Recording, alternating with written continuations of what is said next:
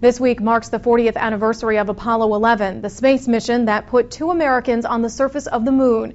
The space program was a hot story in the 1960s, and one reporter who covered the program extensively is now retired and living in Venice. SNN Local News 6 reporter Charles Brown talked to him and is live in the newsroom with more on this story. Charles. Well, Laura, for Don Blair, the U.S. manned space program was the story of a lifetime. Ignition sequence start. 40 years ago Thursday, Apollo 11 lifted off from the Kennedy Space Center. 4 days later, on July 20th of 1969, Neil Armstrong would become the first human to walk on the surface of the moon. It's one small step for man, one giant leap for mankind.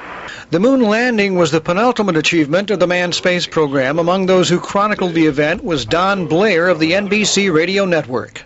I was always like a kid in a candy store. I was in awe. I don't think I bubbled and, all over the place on the air, but was I impressed? You're darn right I was. Now retired, Don lives in Venice with his wife, Pap. He's written a book about his experiences in covering the manned space program.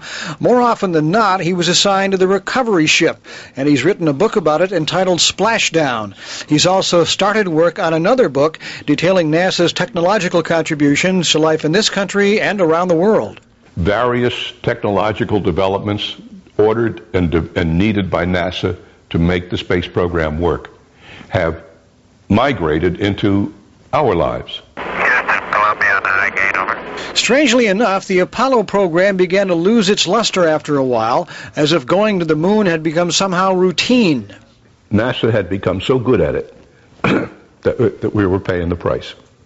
And he was absolutely right.